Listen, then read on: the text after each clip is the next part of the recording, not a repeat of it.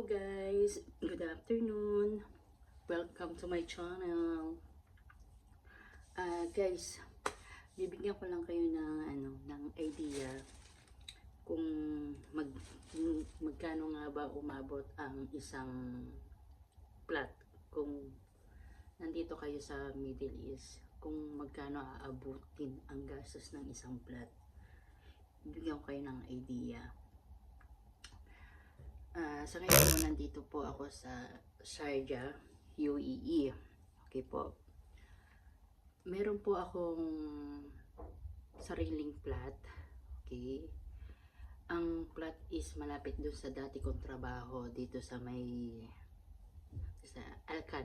Al-Taun area po siya. So yung trabaho ko, bali Tower A po siya. So ang plot po is Tower B. Kinuha ko po yung plot kasi medyo okay yung trabaho ko. And then, gusto ko rin ng additional income. Kaya, kumuha po ako ng isang plot. So, akala ko, madaling kumuha ng plot. So, sa experience ko po, dati kinuha ko tong plot na to is 2019. Mura lang siya. Nasa 35 lang po siya. 1 year 35 po. Kasi pag 1 year 35 po, 6 na cheque po siya. And then magsasubmit lang po ng mga documents. Documents ko yun yung marriage ID, passport, visa, or kung kasama mo pa dito yung asawa mo, yung parang marriage contract para maging family yung ang labas ng bahay. So, ang inabot ng gastos nito nung nag-open ako is nasa 8,000 plus. Kasi, yung 8,000 plus na yun mapupunta sa cover lang ng plot po bago siya kunin. Sa sewa po kasi, may deposit po siya. Ang deposit sa sewa is nasa 2,500. Depende po kasi yan kung bachelor ba yung plot or family. Ngayon, ang nangyari po sa sewa ko po is 2,500 ang deposit niya. And then sa bahay po, 2,000. Bali kasi po yung plot is 2 rooms, hall, kitchen. Yun po siya. 2 washroom. So, ang labas ng plot ko dati is bachelor lang siya. Yun nga po. So, yun nga po, yung mga deposit pa lang is umaabot na sa 4,500. 4,500 na po yun. And then, may binayaran pa ako na 4,000 pa gawa ng yung sa maintenance nitong bahay na may binayaran pa na cash na yung maintenance, yung municipality, tapos yung book, yung kontrata, basta umabot po siya ng 8,000 po lahat. Kasi ang tanda ko 4,500 si deposit lang ng sewa at saka ng bahay. And then yung the rest pa nun is yung cash na binayad ko sa kanila na may yung pag-a-apply nga po. And then once na po yun na yung ginastos, ibibigay sa inyo tong plot. So, covered nyo pa po yung babayaran, kunwari po yung kalan po, yung burner, kapag kinabit po siya, magbabayad pa po kayo ng 300 din po. Sa side nyo din yun, hindi sa side ng plot. Hindi sa side sa management nila. So, yung pagpapakabit ng gas na yun is sa side ko pa. So, nagbayad pa ako ng 300. And then, nung nakuha ko na itong na-plot na to, syempre kailangan kong bumili ng mga gamit. Kailangan ko pang mag-provide. So, another gastos naman. Siguro ang ginastos ko nasa 5,000 lahat yung sa gamit. Kasi bumili ako ng ref, brand new, nasa 1,000 plus. Tapos bumili ako ng kalan, brand new, nasa 1,000 din siya. And then, bumili din ako ng washing machine. 1,000 plus din. Brand new din siya. And then, bumili ako ng table na 6-seater din. Second hand lang siya. Pero ginawa ko muna yun, syempre bago ko siya kinuha, pest control ko muna siya kasi baka may bed bugs, alam niyo yun. Kasi dito sa Middle East, uso kasi yung nababed bugs yung mga gamit. So, binili ko siya second hand. And then, bumili ako ng mga mattress, brand new, 80 per piece. 80 per piece yun, bumili ako ng 8. Okay? Tapos, bumili ako ng single bed na dalawa lang. Single bed lang, dalawa. And then, double deck, dalawa din. Kasi yung isa sa akin, sa anak ko, tsaka sa akin. Tapos yung isa dun sa kasama ko din, gusto niya double deck din. Dahil gawa ng may kapatid din siya. So, natutulog sa taas. Pag bumibisita tuwing Sunday. Ngayon, nagpagawa din ako ng partition sa hallway. Actually, yung partition is hindi naman allowed talaga dito sa UAE. Nagpagawa ko ng partition, gumastos din ako sa partition. Umabot ng 2,000 din yung partition. Bali, 4 na butas yun. Pero actually ngayon is 3 na lang kasi pinatanggal ko na yung isa. Nagbawas na ako, so 3 na lang siya. Pero gastos ko nun is umabot ng 2,000. Kaya ako nagpagawa ng ganon para may cashier ako magbayad sa plus. Kasi that time na mababa yung upa ng flat is kaya ko pa kasi gawa ng maganda yung trabaho, maganda pa yung sahod, kahit pa paano may tenant, may kasama ako na magbabayad sa bahay, at least kahit paano nililibre ako sa bahay, sa upa. Okay? Pero ngayon dahil tumaas na yung upa, nga, sabi ko nga nung isang araw doon sa isang vlog ko na renewal na ng plot ko, ang tinaas ng bahay namin is 10% ba. Kumbaga kung dati is 35 siya, ngayon 45 na siya. So ngayon kailangan kong magtaas ng renta. Sinabihan ko yung mga kasama ko, so nag-agree naman sila na taasan nga yung upa kasi kahit saan naman pumunta talagang tumaas ang upa ng bahay. Ngayon, akala kasi nung mga tenant na nangungupahan, akala nila is yung renta is same pa rin, akala nila bumababa, hindi nila alam na tumaas. So sa akin, sa side ko, ang ginagawa ko kasi, pinapakita ko sa kanila yung upa ng bahay na tumaas siya. Kumbaga yung kontrata ko, kumbaga ngayon, mayroon kontrata ko is 35 ngayon. So yung ngayon tinaas is 45. Pinapakita ko sa kanila na tumaas ang renta. And then nagsisearch din sila sa iba na kung yung iba is tumaas. So alam naman nila. Kahit din naman ako sa side ko, nagtatanong din ako kung nagtaas ba ang iba ng building. Sabi nila oo. Buti nga dito sa Sharjah is 45. Sa Dubai nga daw is umaabot nga daw ng 100 ang isang flat. Depende kung ilang rooms yan.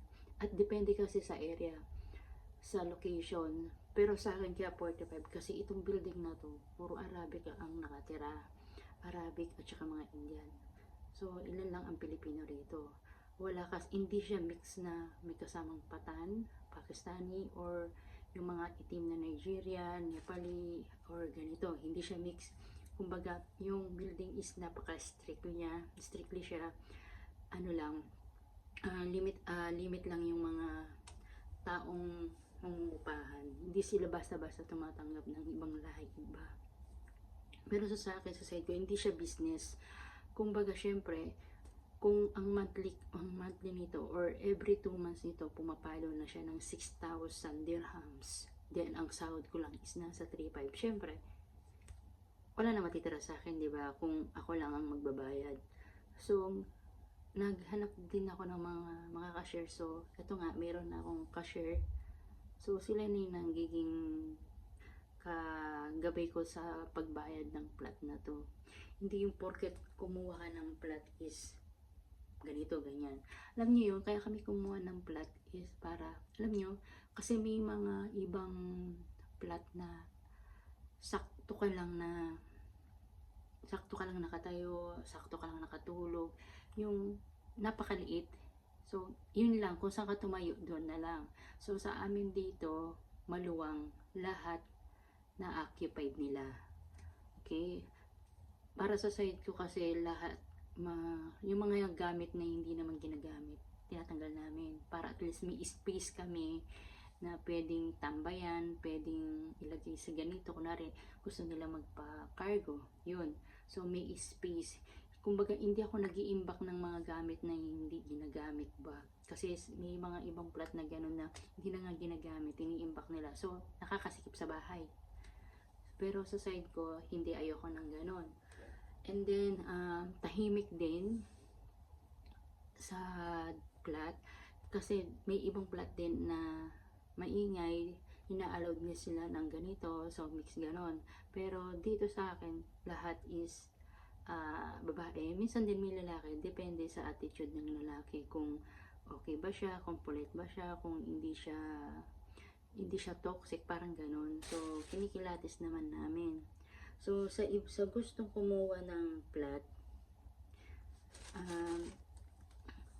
para sa akin, kailangan talaga na maging ready ka lang kapag nawalan ka na ng trabaho. Kailangan yung may pondo ka.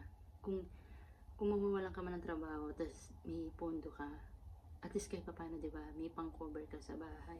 Kasi sa side ko, ang nangyari kasi, nawalan ako ng trabaho. So, ilang buwan akong walang trabaho, mga 3 months, 4 months na wala akong trabaho. So, yung pumapasok na pera, so nagagamit ko siya kasi kailangan ko din magbayad ng sewa ko tsaka internet ko, kasi yung sewa internet ko dinidivide namin kung ilan kami nakatira, and then merong mga tenant na umalis, so yung pumapasok na pera nag-less din, so wala akong pondo. So, syempre, mag-short ako. Kaya ganyan naiipit yung pag-renew ko kasi medyo naging delay ang pagbigay ko sa kanila. May cheque, pero nag-bounce ang cheque ko kasi wala nang pera yung account ko. Bakit wala nang laman yung account ko? Kasi may mga tao din na, alam niyo, yung nang abuso sila na nanghiram sila ng pera na hindi na binalik, and then apektuhan din ako. Napektuhan yung plat, napektuhan din ako. So, yung mga pera nagamit na walang balik. So, parang ako yung nagdudusa. Kaya yung plot is naiipit siya. So, sa mga magbabalak na gustong kumuha, advice ko lang din naman, huwag masyadong magtiwala. Tsaka, maging ready lang din sa mangyayari. Kailangan may pondo. Alam nyo, ang bigat din. Na-realize ko, hindi rin pala basta-basta na kapag may plat ka is okay na. Hindi. Kasi minsan okay, minsan hindi. Kasi minsan bakante, so walang pumapasok, so kino-cover mo siya. Minsan naman okay, may pumapasok, pero parang tumatabla lang. Kasi every year na nire-renew mo siya, nagbabayad ka rin ng maintenance. Yung maintenance na yon is sa'yo. Okay? Yung ilang buwan na hindi ka nagbabayad, pero pagdating sa renewal, nagbabayad ka ng maintenance, kasi yung maintenance yan usually umaabot siya ng 3,000. So kung yung 3,000 na yun i-divide mo sa 12 months, 'di ba? So parang may binabayad ka na rin. Parang kung 3,000 siya, parang ang labas niya nasa 300 a month yung upa mo din, 'di ba? And then yung sa plat din, ganun din. Depende kung saan area ka nga. Sabi ko, minsan, for example sa akin is 45. Then gusto mo dito sa area na to is gusto mo makamura, pupunta ka dun sa area na medyo hindi okay. Yun, kasi mura doon. Pero dito sa area ko kasi kaya mahal, kasi yung area is okay, lahat meron.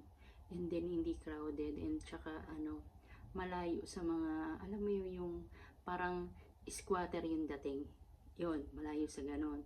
Kung gusto mo naman makamura, pupunta ka doon sa area na medyo yung area is ganito, ganyan, yung parang mix sa mga mga tao. Hindi madali kumuha ng isang plot. Medyo talagang may time na worse siya, may time naman na okay talaga siya.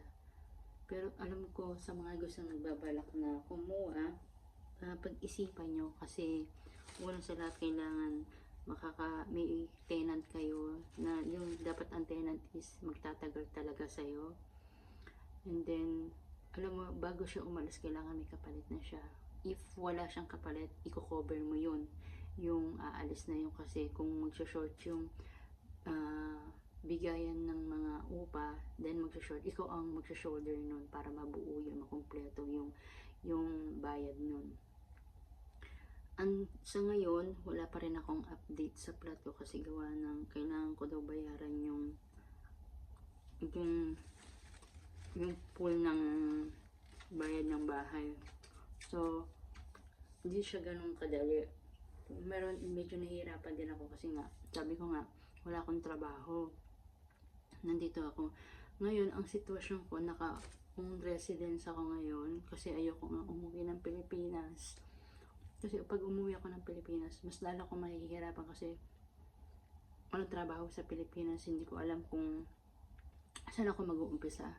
At least dito, naka 2 years residence ako, kahit nagpa-part-time lang, kahit papaano meron, kahit papaano nakakaraos ba.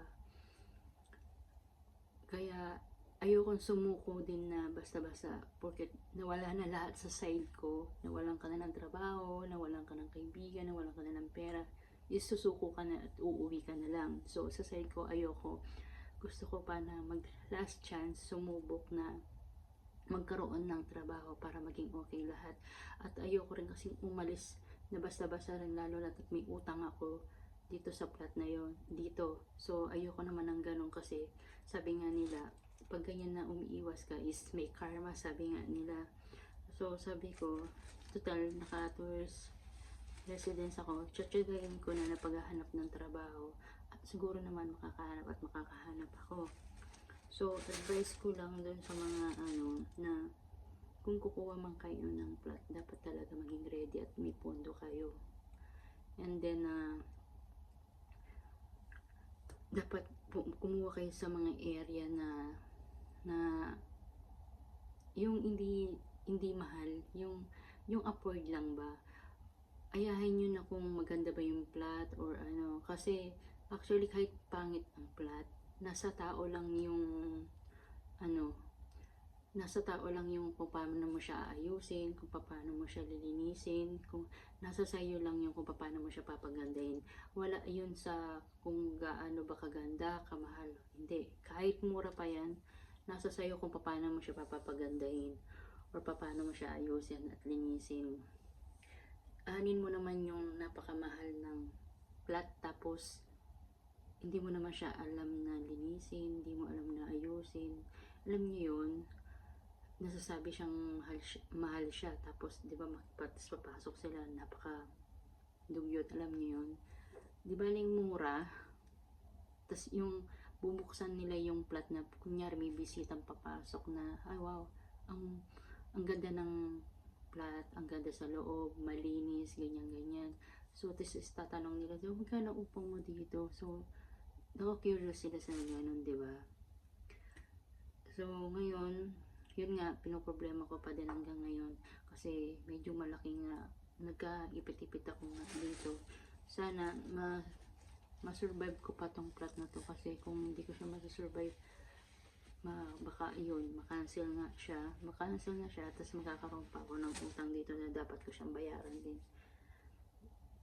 Kahit wala akong trabaho, kailangan ko pa rin bayaran yun. So sana kahit pa paano makakita pa ako kahit magkano yung ganun, para at least kahit pa paano may matirahan pa, lalo na ngayon sa sitwasyon wala akong trabaho. So kailangan ko itong bahay na to, yung malaki ang tulong niya para sa side ko. Yun lang. Thank you for watching my YouTube channel.